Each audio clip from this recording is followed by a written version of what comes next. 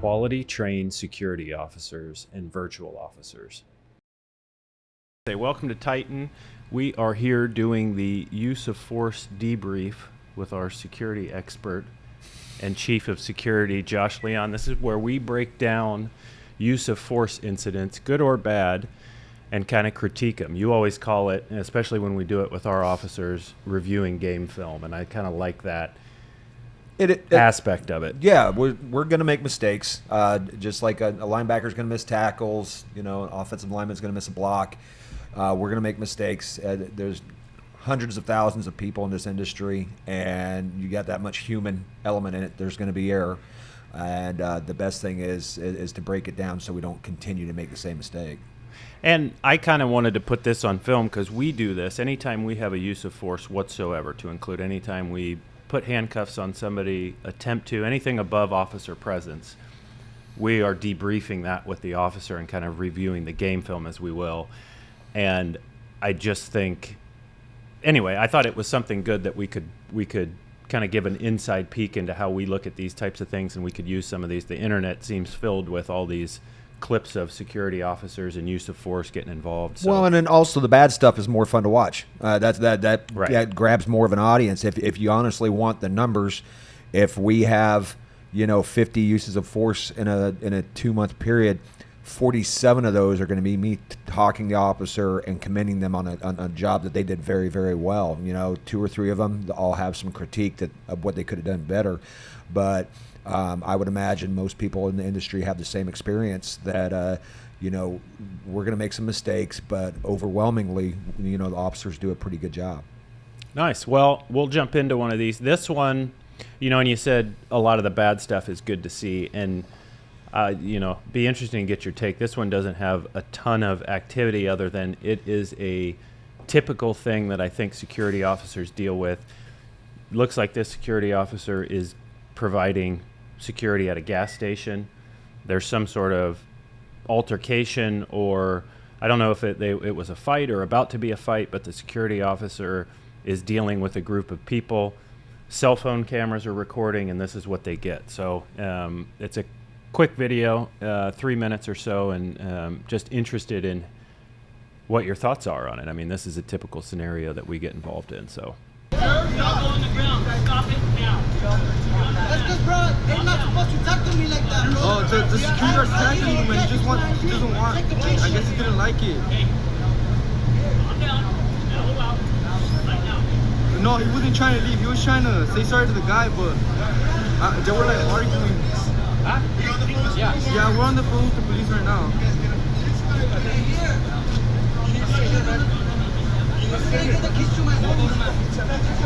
Alright, thank you so much. He's not trying to take off, bro. Right. Give me those keys. He's gonna come to me, bro. That's my problem. We'll get it. Nah, bro. You guys don't do that shit, nigga. I fucking know you got something talking to me like that. I'm giving them my ID. I'm gonna get my keys. Hey, Smurf, come here, bro. We gotta go. Smurf! Nah, bro. I'll send you the video, bro.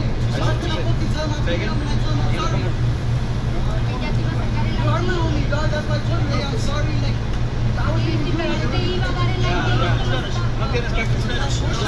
Hey, sir, there was no point in tackling him like that. I was told to detain him. No, that's not detaining. He can record. No, yeah, we can. Why not? No, my friend.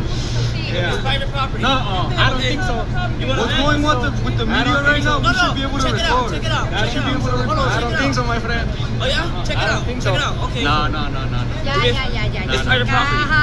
Calmados, ya.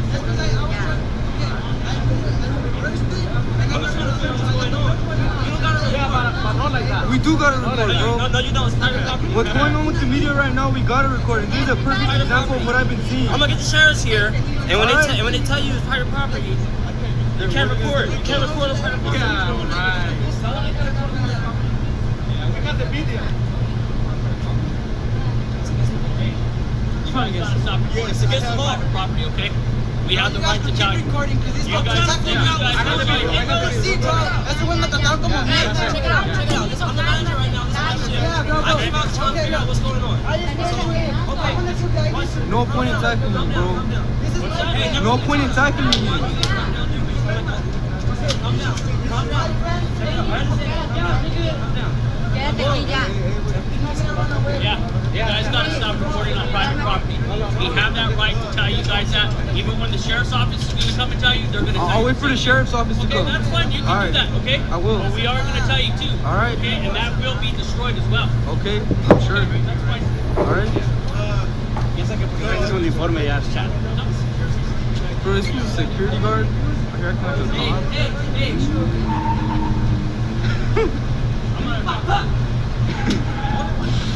Go stop him.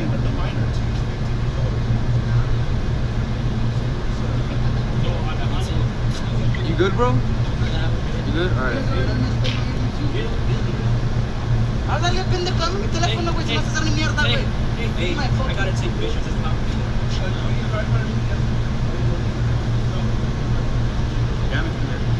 This is a mess. Well, and let me tell you, I want to get your opinion on it, but let I me mean, tell I don't you have a what- bunch of background on it, but I mean, Well, and there's the thing that's interesting about it is a couple things. One, the title of the video was "Security Officer Thinks He's a Cop." okay. The other thing that I peel through that is you see the unmarked car with the flashing lights. You see the guy detained.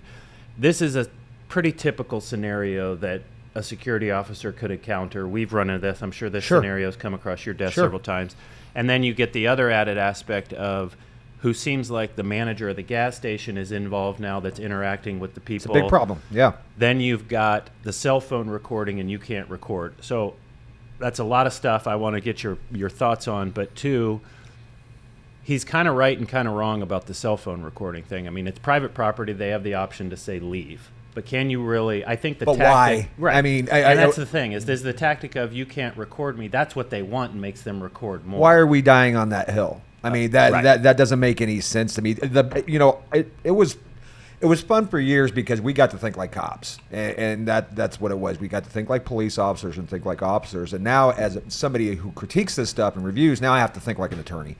And the thing is the biggest thing that jumps out in my mind is if we are going to detain somebody and take away their liberty of movement, meaning their arms for balance and things like that, allowing them to walk around and continue them to allow them to be a disturbing party. Number one, you're not ending the disturbance. Number two, if they fall and you've detained them and you've taken their liberty of movement and balance away and they fall, that's on us now. And we have to take the liability for that because we restricted his movement. I don't know why he cuffed him, but he better have a pretty good reason for putting him in handcuffs when he's at the status of a security officer. But once you have, let's say he does have a justifiable reason for cuffing the subject, he has to control him. It doesn't, if he's intoxicated, it doesn't matter. He has to control him because if he falls, we got a big problem there. The second thing I would point out is you don't allow a disturbing party to continue the disturbance going. Move him away from that, and that might be a point where it gets into a sensitive area with the client where you're, telling the client, i.e. the manager in this case, I need you to step back. And we just had a case like this that I worked through the other day where I needed the officer to tell the manager of a grocery store, hey, this is time for us to cut bait. You're walking us into some dangerous areas here, and that manager needs to be told to step away. And if that needs to be discussed with his boss at a later date and time, then so be it. But that needs to happen. The third thing that I would point out that is really disturbing to me is these officers. There's actually two more things. Number one, the officers' concentration on the cameras, like you just brought up. In my instruction and our instructors speaking to our officers, we come back to it over and over again. And what we come back to is who cares? Everything we do is on video. Everything we do is recorded. Everybody knows everything about everybody. So at this point, why are you fighting that battle? Let them record. Don't worry about it. If management of that property wants to, die on that hill, then so be it. But the security officers got to stay out of that. And last thing, which is a high priority, I'm kind of choppy in my list here, but is these officers let so many people way too close to him. You're asking for problems. When somebody has the ability to reach out and grab you, they're going to. And the thing is you're giving them the opportunity over and over and over again. Take this disturbing party, move them away from the beehive here, and get things calmed down and control that subject so that he does not fall over when you have restricted his movement. You've restricted his ability to balance. So, and I agree. I think that's all great stuff. So if I'm your security officer, okay, and this was the incident, and just to clean it up, I'm working at the location. Guy in the pink was in a fight. I broke it up and detained him until the cops got there. So I'm just setting the stage that it was justified to detain the guy. We had to because it was an active fight. We needed to stop it, detain him till the police got there. And what I would do right there is stop my officer, and I would say, did you feel, I understand he was in a fight, and I got that, and we can work with that. I understand what you're saying. Did you feel he was still an active threat to you or somebody else? And if the officer says yes, then I can understand the detainment. Well, and that's what I'm trying to clear that out of the conversation. Okay. So say yes. For our purposes, the handcuffing was justified. Okay, got it. So where you're debriefing with me, we've got the video. I'm the security officer that was handling this. What would you tell me to change? What would you say, hey, this was good, this was bad, this is what I would do different in this scenario? What would you have our people do differently? I would say, Ryan, in my view here, obviously we're in a gas station parking lot. Is there a curb line? Is there a grassy area? Is there a bench? Is there, is our patrol car, could we back that up? Is there something we could go lean this subject who was detained, or we could maintain control of him so he doesn't fall over, so he doesn't lose his. If there's that, then Ryan, we need to do that. If I'm the officer and I say, okay, there was a bench on the other side, but the crowd keeps following me and they're agitating, and everywhere I go, they follow me and keep the film going. So it looks to me like we have two officers. And so what I would say is let's divide their attention. Let me take that person. Or if you have the manager of the store right there, let's go ahead and take the subject back into the store and lock the door. And that way we can end the disturbance. What we're looking to disperse this crowd. We're not looking to detain everybody. But if this guy was a violent threat and we need to hang on to him for PD, then I understand that, and you have justified that to me. But we got to end the disturbance now. We got to end the bad stuff. And so whether that's sitting him on a bench and having the other officer deal with the crowd, or getting him inside and hitting the lock, the automatic lock on the door, to gain some distance from us and the crowd. That's what you got to get outside your box and start thinking. I'm going to move him over here. I'm going to move him over here. I'm going to do this. I'm going to put this between me and the crowd. Whatever it is that we need to be thinking here to get that to end. As long as this crowd, if they want this guy and they have access to him, they're going to keep following him around. And so let's separate them. Right. And then as far as the store manager go, I'm the officer and I'm going, hey, this manager, I can't, he's our boss basically, and I have a trouble. He was kind of exacerbating the situation. How do I deal with that? And I've had that conversation. And what I would say to you is this, Ryan, that's my fight. And what I need you to do is tell the manager to please step back and let you do your job. And then what I will do is, after we've cleared out the disturbance and I've read your report and I've reviewed the videos, I will pick up the phone, or I will come see the manager myself, and I will articulate to him, hey, I need you to allow my security guys to do the security stuff and you to do the store stuff. And that's what they're here for. And I understand that you can have some suggestion, you can have some policies that you want them to follow, and we'll work through that with them. But you adding gasoline to a disturbance is just not what we're looking for here. And if I'm not getting the answer I want from that manager, then I'm probably going to talk to his boss. And if his boss is the same brick wall, that might not be the client for our company, because the last thing that we want is management acting as an accelerant to a disturbance that's firing up.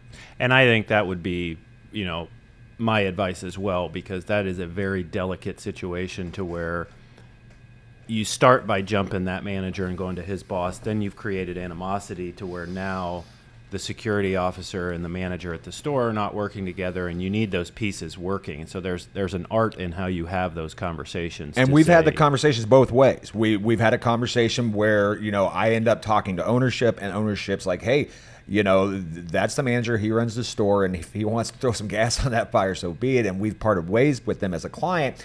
We've had other clients who we've retained who were much more, Josh, we understand, we get it. We don't want to disturb inspiring up either. The best thing is for the bad stuff to get off our property. And when that stuff hits my desk, if that turned into a big knockout, drag out fight, and then lawsuits started happening, if I'm looking at that and going, okay, we're going to defend our people, I find it hard to say, hey, we're going to defend the client when they were part of the gas on the fire. Absolutely. It's really tough for me to say, hey, this is all going to be on Titan because you had an employee that was out there involved in it, escalating it, and doing those types of things. So I think from a client standpoint, they pay us to handle the security. They would much rather, because part of the beauty of hiring contract security is they handle the liability and the issues that all go with that.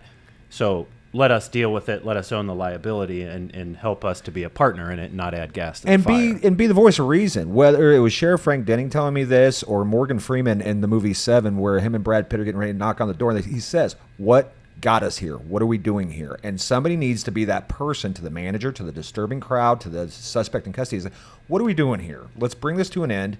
Let's get PD involved. Let's get them on the way, and let's separate what is agitating this crowd, which is obviously this guy in pink who's still, even though he's in cuffs, he's still reaching into his pocket. He's doing all kinds of officer safety issues that I could spend an entire another segment on. But it's just, let's get, that's what's agitating everything. Even in riot training, they will have a riot squad, an arrest squad move into the crowd and find the highest agitated person and remove them, because that's what's hyping everybody up. And so this guy's keeping the situation hot. Let's get him out of that and let the things start cooling down. Third-party aggressor is what pops into my mind. Sure. I remember that coming. Is, when you're at a scene, not letting other people agitate it and continue to escalate it and move it forward. But yeah.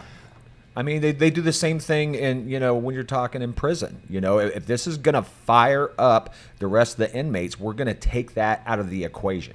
Well, and I think this and what we're talking about with the manager and how we deal with the crowd and everything else is the art of security work. When we talk about the de-escalation things and how we say things is more important than what we say, and being able to talk to upset people.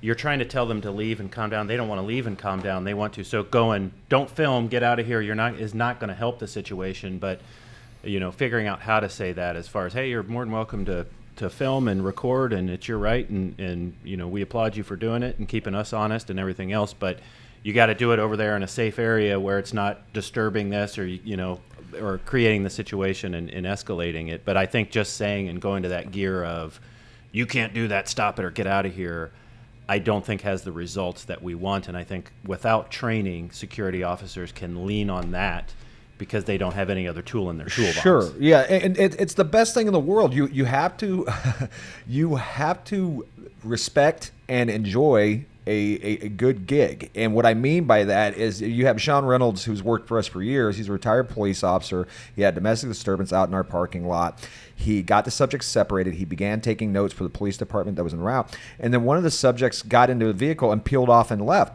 Okay, they left. Now he's going to be the best possible witness and the best possible source of information for the police officers, and they will go find that guy. They will go find the parties involved. I'm not worried about that. What Sean has learned after his law enforcement career is to respect that and almost embrace the ability to just bring the bad stuff to an end and let the powers that be sink their teeth into the situation as they can. That's why things go to warrant status. That's why there's, things like that, is because we'll get them. Don't worry about that. If this is a true bad guy, we'll get him. Don't get yourself hooked into a bad disturbance like this when we can just let it end. And the best thing to bring this video to an end is separate pink shirt guy from the crowd. Right. Well, no, that's our take on it. And I didn't use that video because I thought it was poorly handled or. Oh, I've seen way worse. Well, and I was going to say, and I kind of wanted to use that as an example of how we debrief incidents here at Titan. That's a similar type of scenario. And when we talk about reviewing game footage, we want to use these situations as, what did we do good? What could we do differently?